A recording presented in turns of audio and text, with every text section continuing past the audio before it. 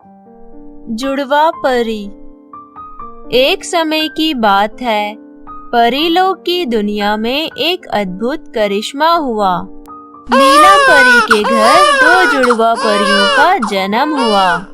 नीलम परी एक का नाम गीता रखती है और दूसरे का नाम सुनीता। कुछ साल बाद जब गीता और सुनीता बड़ी हो जाती है तो उनकी शक्ल बिल्कुल एक जैसे होती है। गीता बहुत सीधी थी, लेकिन सुनीता बहुत शैतान थी। वो दिन भर शैतानियां करती थी। बूढ़ी परी अगर अमर होने के लिए नुस्खे तैयार कर रही होती तो वो उसके नुस्खों को खराब कर देती थी।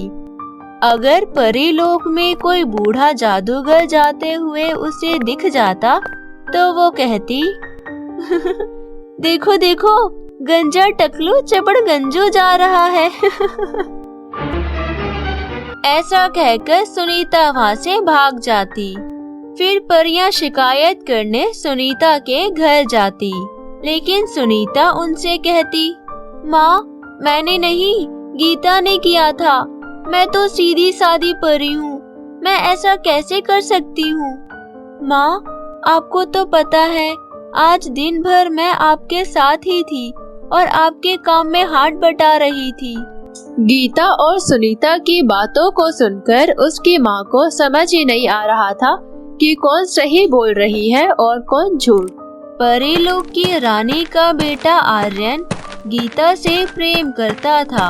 दोनों अक्सर सुनहरी गार्डन में मिला करते थे। गीता, तुम कितनी अच्छी हो और कितनी भोली भी हो।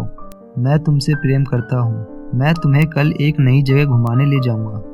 मैं भी तुम्हें बहुत पसंद करती हूँ। ठीक है, तो मैं कल तुमसे मिलने जरूर आऊंगी।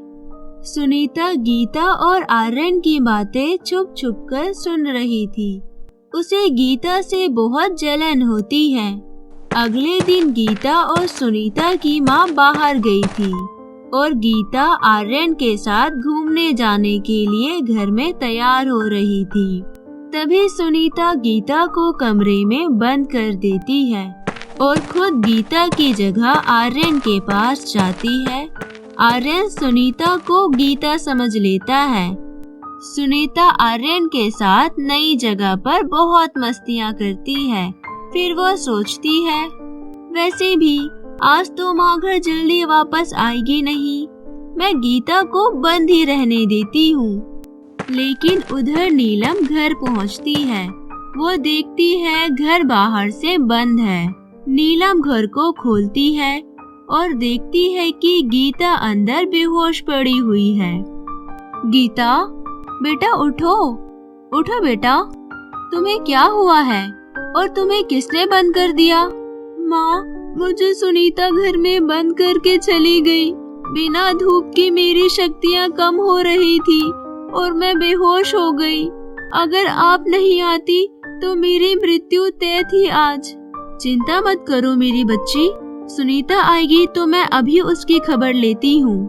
तभी सुनीता वहाँ पहुँचती है और माँ को देखकर चौंक जाती है। माँ, आप तो आज जल्दी नहीं आने वाली थी, तो आप जल्दी कैसे आ गई? रास्ते में मेरी तबीयत खराब हो गई थी, इसलिए मुझे वापस आना पड़ा। देखो सुनीता बेटा, तुम्हारी छोटी सी गलती की वजह से तुम्हारी बहन को क्या हो गया। इससे तुम्हारी बहन की जान भी जा सकती थी। क्या जान भी जा सकती थी? क्या गीता बेहोश हो गई थी? बेटा, तुम बड़ी हो रही हो और इतनी शैतान क्यों हो गई हो? जब तुम छोटी सी थी तब तुम कितनी इनोसेंट थी और अपनी बहन गीता का कितना ख्याल रखती थी। लेकिन अब तुम इतनी कैसे बदल गई?